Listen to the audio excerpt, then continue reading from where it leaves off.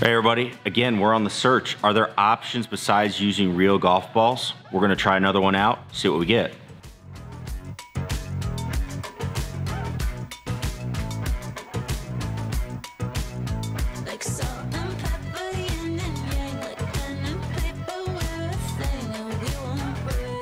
Hey everybody, Scott Hogan coming at you. We're back here in the studio. We're working with the Mevo Plus. We're gonna be working with this new golf ball, this Psycore golf ball, which was recommended as something to try to see if we can have a replacement for real golf balls. Before we do that, make sure you click that subscribe button down below. Also, we have down below a link, our draw class, our Fix Your Slice Forever class is $10 off. You can get that on sale by clicking the link down below. Make sure you use the code SHG at checkout to get that $10 off. Now let's get into talking about the Psycore golf ball. So why are we looking for this in the first place? Well, a lot of you have situations where you have a lot of clutter around, you have things that you would like to protect while working on your game. You know, people that send me lessons for their online lessons and their videos, you know, usually they have a problem, let's say they're shanking it. I can't tell you how many times I've been sent a video where that ball is shanked and it goes outside of their enclosure. And if you got breakables around, like a window in a garage, you obviously wouldn't want that to happen. So these types of golf balls can be a great alternative, or that's what we're hoping for as we're going through and practicing in these situations. Now, the question we have is, are these going to give us numbers that are comparable? So let's talk a little bit about this golf ball first, why this one was recommended. The Almost golf ball test we did last week. This ball is a little bit heavier than those Almost golf balls. You can just feel it in kind of the density of it. It's also definitely harder. You can basically not squeeze it and get the ball to stay in its shape. So, I mean, from that standpoint, people are thinking that might give us a little bit better numbers as we're going through. So we wanted to go through, do the same exact test that we did last week. We're gonna start with the half wedges, work our way up into a full swing 7-iron, and if we get good results, we'll go try a driver out as well and see what we get. But let's go ahead and let's talk about what we saw. So again, at 50 yards, this ball, almost perfect, to be honest with you. It was almost perfect where you could hit the shot and the numbers almost matched up identically. When I was hitting a 50-yard Titleist NXT Tour, I was getting that 50-yard carry, and I was getting right around 5,200 RPMs. I hit 3 shots there, and again, I was very impressed just paying attention to the consistency of the Mevo Plus. Really like that. But then we got out the Psycore ball, and honestly, got almost exactly the same numbers on a 50-yard shot. Now, I did find with this golf ball, it is tough to get it to read.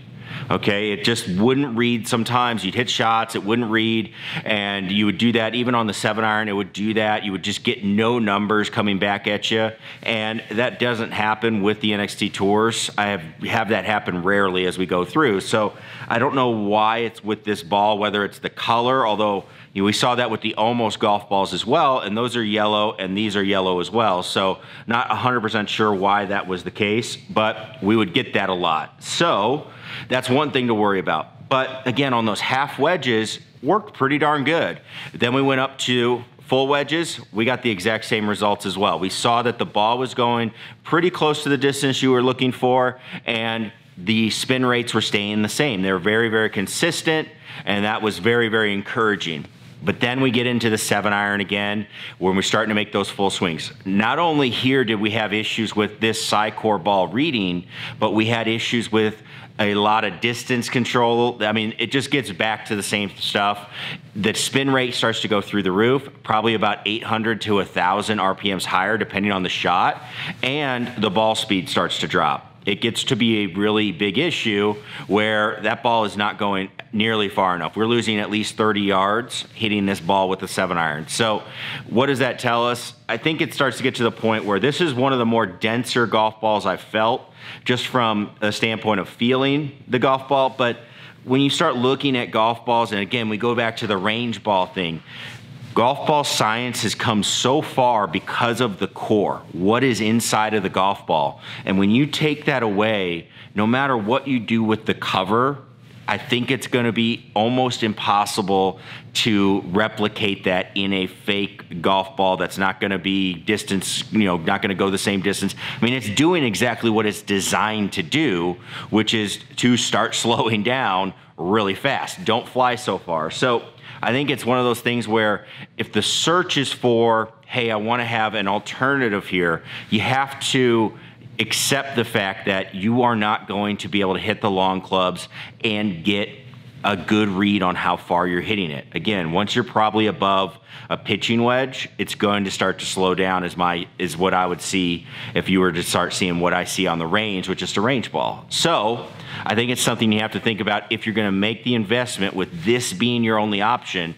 Is that okay with you? For me, I don't think it would be, because even when I'm hitting the shots and I've got the yardage that I'm hitting the ball and I'm like, oh yeah, that's a 50-yard shot, and I've got the swing, what I don't like is they don't feel the same. This golf ball does not feel the same as the NXT Tour, the real golf ball. Again, it comes back to all the material, the core inside, how it compresses. This ball would not give me a feel for how that shot on the course is going to feel. And if our goal is to practice what we're going to do when we go out and play, that really wouldn't work for me or my students, especially when we're in high pressure situations. So again, I would probably be looking for a different setup, outdoors, in a net, something like that. But again, something you could do, just know what you're gonna be up against, and are you okay with that? Give that a thought before you make that investment into a launch monitor. So that is a look at the SiCore golf ball. Again, thanks for the recommendation from the comments below. If you have comments about this, please make sure you post those down below. And as always, give that video a thumbs up if you liked it, and click the subscribe button if you're not a subscriber. Hopefully this helps you make your decisions as you're going through your launch monitor process and helping you decide if it's a good investment. That's our goal here on the channel, is to help you with those things, amongst helping you enjoy the game of golf in general. So thanks everybody for watching. We will see you in the next video. Peace.